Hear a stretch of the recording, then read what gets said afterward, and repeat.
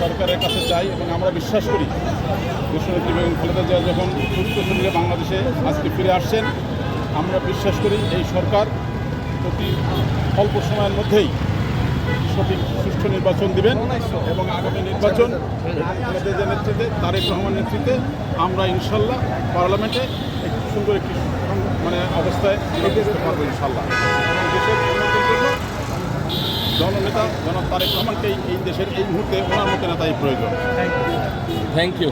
আপনি কি সংস্কার আগে চাচ্ছেন না নির্বাচন আগে চাচ্ছেন? আপনার কি মনে হচ্ছে যে এই সরকার আপনাকে আদৌ নির্বাচন শেষ করে দিই, নির্বাচন আগে চাচ্ছেন না ইয়ে চাচ্ছেন, আগে সংস্কার চাচ্ছেন? যেমন আমারও ধরেন, আচ্ছা বলেন। আমার নির্বাচনী এলাকাগুলো বাগেরহাট 4। জি।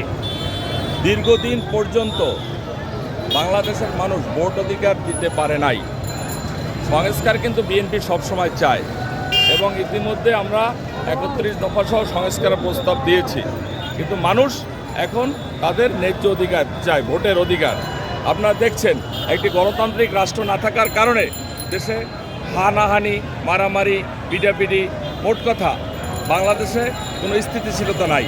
সেই ক্ষেত্রে আমার মনে হয় ডক্টর ইউনূস সাহেব, মাননীয় উপদেষ্টা, অতি শীঘ্রই মানুষের মনের আশা যেটি, সেটা হলো ভোট অধিকার, এবং তারা ভোট দিয়ে একটি গণতন্ত্র রাষ্ট্রকে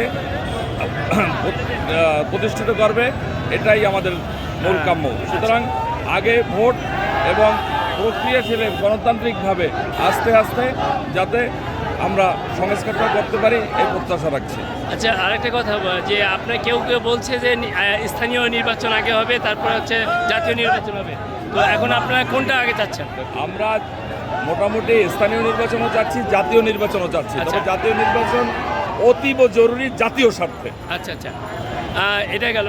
আরেকটা বিষয়, যে আপনাকে মনে হচ্ছে যে ডক্টর ইউনূস স্বচ্ছতাভাবে আপনাদের নির্বাচনটা দিতে পারবে, বা এরকম আপনাদের কি বিশ্বাস আছে কিনা? আমরা জানি বাংলাদেশের একজন সৃজনশীল মানুষ ডক্টর ইউনূস, তিনি হাসিনার আমলে মাজলুম ছিল, আমরাও মাজলুম। সুতরাং সেই ক্ষেত্রে আমরা চাই এবং আমাদের মনে হয় ডক্টর ইউনূস সাহেব একটা নির্বাচন দেবে।